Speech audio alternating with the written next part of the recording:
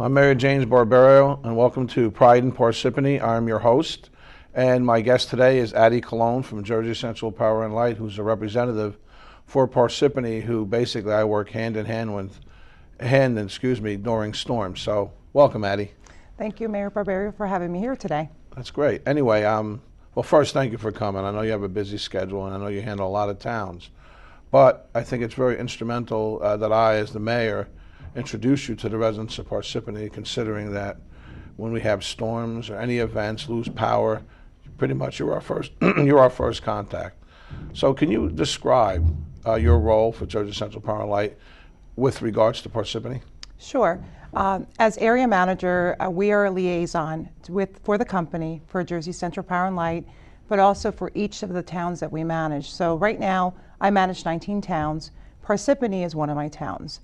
And as the area manager, my role is to have a direct link with the mayor, also the council, your police department, your fire department, and work with you hand in hand, not only just with outages, but also inquiries, help elevate any escalate complaints that you may have within the town, street lights that are out, projects, if you have a new construction project and you have some concerns or some issues, I'm here to help you with that. So as a liaison, I'm your first line of communication to help you with whatever you need regarding the utility company with JCP&L. Right. One thing I can say, and I like to emphasize it, that we got to know each other very well during Hurricane Sandy. Yes. And I have to tell you did an excellent job. I know it was a difficult time. 90% of our residents were without power, trees were down, and I have noticed that over the course of from 2012 when that storm took place, how Jersey Central Power and Light has such a greater outreach program to the residents of all communities, not just Parsippany. And I know right now you were in Town Hall on Thursday for a speaker series. Yes. Can you explain that to the residents of Parsippany with the speaker series With the speaker series, we have it. It's called the Speakers Bureau, and there are a number of presentations that we provide to the communities, and it could be local groups, fire department, your CERT teams, your residents, and it talks about our restoration process. And there's also another presentation where it speaks about how to save energy, but the restoration process speaks about what does JCP&L do during a major storm or during storm preparation. And it's a role that we all play, but it's a step process that we all follow as well. Right now we do the incident command structure as kind of aligned with the government structure. We do the same thing, but we have meteorologists within our company that are always monitoring the weather. And we look at weather, the weather that's monitored, it's usually like ice storm, if there's a hurricane coming, high winds. For us, high winds, anything over 40 miles per hour, it's pretty dangerous to work as far as power lines. So we have to prepare for everything that we do. With that process, we have someone that's in charge, we have an incident commander, and we're aligned with the process. And we do a lot of preparation, and it's not just, we start with the meteorologist, then we start with who's in charge, we start doing staffing. And the staffing part of that is we have line crews that are ready and available, forestry. We also have additional employees, hazard responders. They're actually the ones that go out there and they can assess a problem when there's a power outage. Let's say an example of that, if there's a power line that's down, we can have a hazard responder go out there and they can make that area safe. For Jersey Central Power and Light, our first priority is safety. It's not just to get the power on quickly, it's also to make sure that everyone is safe, not just our employees, but also our customers. There's a lot to this process, and we talk about this is, we as First Energy, which is our holding company, we have 10 operating companies, so we have mutual assistance. And we also have a partnership with the local Union 102, the IBEW, and when we talk about mutual assistance, when we're preparing, we do staging sites where we have line trucks that park there as well. In the staging sites, we have equipment that's ready and available. They rest there, they get fed there as well. But with the other operating companies for mutual assistance, we have 10 operating companies all together with First Energy, and we can reach out to those operating companies during severe storms, and that's vice versa for us. So if in Ohio, an example in Ohio, Edison, there's a major outage and there's not much going on here, they may recruit us to help them as well. We also have storm analysts. The area managers play a big role in as far as storm preparation, where we're the direct link to our mayors in our towns, and we do a lot of broadcasting emails, weather alerts. We get everyone prepared, give the most recent updated communication. We make sure that that information is communicated out to our towns and primarily our mayors. There's a lot that we can talk about with this process, so I'm not sure where else you want to go with this. Right, well, well, let me first commend you on using IBEW Local 102. They've done so much for the community of Parsippany in itself, for the PAL. Mike Pusinelli, who's the president, and their contributions to our community has been great. And I know that Mayor Doherty of Morristown and myself, we had a meeting after Hurricane Sandy, and we had a Headquarters Plaza meeting of the mayors. And one of the things we did talk about was the fact that you should recruit the local IBEW Electrical Union. And another thing we did talk about there was the fact that Parsippany, which we have a director, Jimmy Walsh, who runs the Parks and Forestry, to utilize our Parks and Forestry during storms. I don't know if we're there yet, but one of the reasons why we discussed that was because when other crews come in from other towns, other states, they don't know the area like our men know the area and women. So I know we discussed that in the past. I know you guys are looking into it, but if that would be a great contribution, because whoever thought in 2 years' time you would have back-to-back storms that pretty much leveled certain towns, and we had some serious infrastructure situations that as a town you don't want to be in, and a lot of residents don't know during that whole storm that you guys worked diligently. And one of the areas that for me as a mayor that I was concerned about was our sewer utility, number one, and number two, our water utility. They needed to have power. I mean, we got the generators running and everything good, and you guys made pretty much first priority, because once your infrastructure breaks down, it causes other greater amount of problems in the township. So I felt very confident with you and your crew at that time. I know a lot of people were without power, but I know we talked about, it was Thursday, you have an app now, a mobile app for the phones? Yes, we do.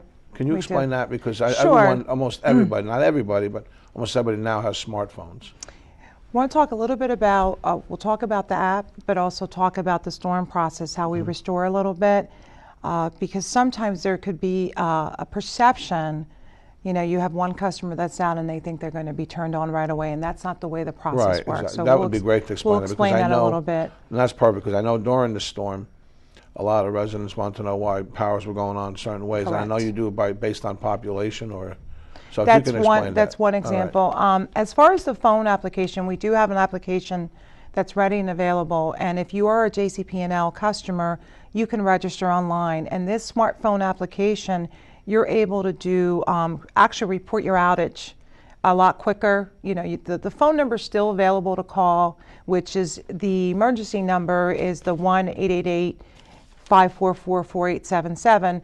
That's still available. That doesn't go away.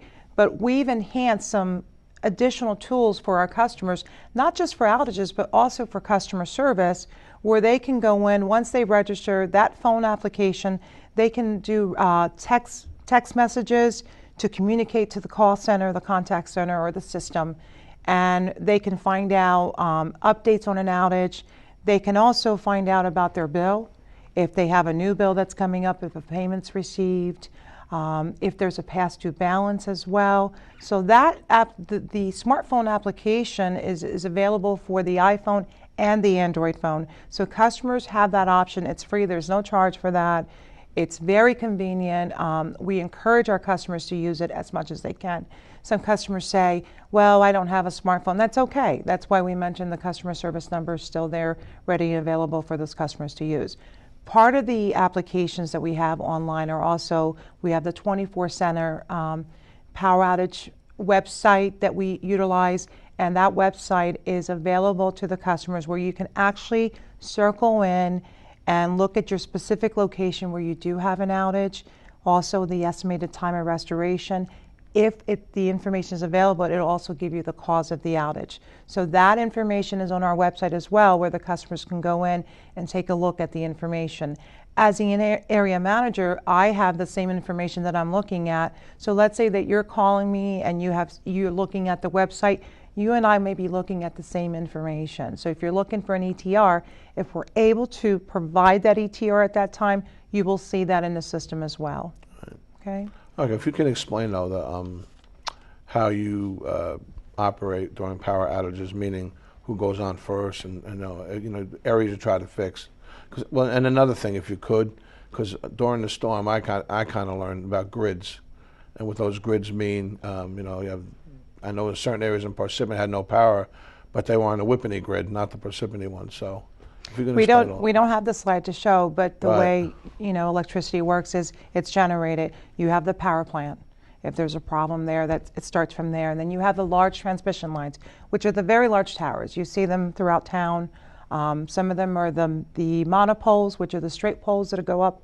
That is a transmission line, and from there you have a substation where it filters into the substation. Then you have your distribution lines, and then you have your single customers. And the way we restore power is, our first priority is to make it safe. So let's say there's a tree on a distribution line.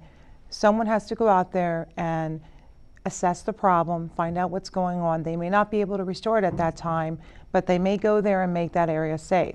Then there's an issue at the transmission line. Before we can even repair the substation or the distribution line, we would have to look at the transmission line to make sure that we don't have any issues going on there. Once that issue is fixed, then we can start restoring power. But also the priority of customers when there are large outages is actually, we're going to restore the hospitals, the police department, the municipalities, the fire departments. And then we're going to go with bulk of customers. So an example, if you have 10,000 customers that are out of power, we've restored the municipality, we restored the hospital, the police department, because those are the necessities that have to be ready and available to also help restore power. So we're going to prioritize those individuals first. Then we do the large outages from there, and then we go down to our single customers. And that's how it typically works as far as restoring power. During a single customer outage, sometimes it could just be a fuse that's out. And if the fuse is open, what I explained the other day was if some customer thinks, well, my fuse is down, it's so easy to restore power. Not necessarily true. Someone may try to put that fuse back in, but there could be a fault on the line. And what that means is you could have a tree branch on that line, and it could still be hanging on there. Sometimes if it falls off, if they put the fuse back in, you get power restoration. If not, there's still an issue. So they have to go back and assess what's going on to restore the power. Okay. Well, I'll give everybody a perfect example. Yesterday there was power outages in Parsippany, and Addie was so gracious to notify me, to let me know and give me a time frame when the power would be back on. And that's what I mean by your dedication to Parsippany. You're always keeping me in contact, constant contact, which is important, because when you lose power, and I don't know why they lost power at that time, and you notified me and you told me why, which was great. That's dedication. So I want to thank you for that, because even though it was a Sunday, it was important for me to know. You also work very well with my office, with Michelle Sylvan. Thank you. There's always a cooperation there, so we always know what's going on in Parsippany. But you know what I've noticed lately? A lot of residents have called up about not having enough street lighting, and meaning that a lot of dark areas. And what's the process? Do you go out and check those out to see how dark they are? Absolutely. I partner with our layout techs. We have, everyone has a specialized skill. So I'm the area manager. We've got the operations manager. We have technicians that do that type of work.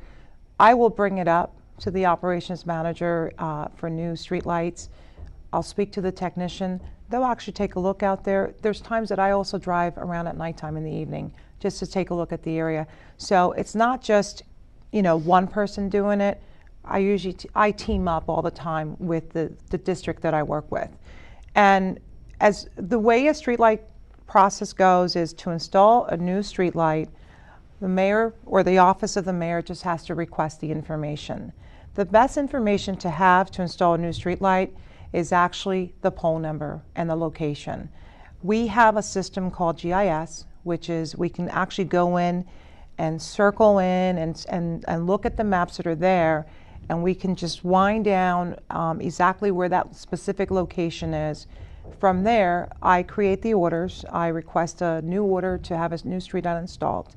Once the orders are created, it goes to the schedule in our operations department, and then someone goes out and installs the street light. There are different types of street lights. You can have a Cobra light, which those are the real tall ones with the tall metal poles. Right. There's different types without getting into there's different types of wattages that you may want. There's also colonial street lights that we have, and some of your areas have it. They're actually, they stand a little bit lower from the ground. The ones that are the Cobras are a little bit higher. So that's what you would need. So if you have a resident that's asking you, they would have to get permission from the town to get the new streetlight installed, and then we can initiate the orders for you. Oh, okay, that's great then. Well, you've done that. I know we've had certain situations here in Parsippany where even I went down and I realized some of the roads are pretty dark. It's not somewhere, you know, you want to walk at night, and we're actually, there's a few roads in Parsippany right now that you are working with us on, and Yes. and that's great. During the storms, though, I know a lot of the mayors were saying how antiquated some of the equipment was, and I know I've had several meetings with Jersey Central Power and Light. Are you guys are you refurbishing a lot of that equipment? Not necessarily refurbishing. We, as far as the company, we do a lot of maintenance work. We do a lot of reliability work. Right now, we've enhanced a lot of projects that are going on. We send out news releases. We spend millions of dollars in improving our system reliability, for resiliency and also, you know, redundancy. We're doing a few projects that are going on right now, but our company also looks at, there are requirements that we do. We do a maintenance program and take a look at circuits that could cause a problem. They will make those improvements, any enhancements that are required to be done. Also, with the timing that we have, they will make those repairs as well.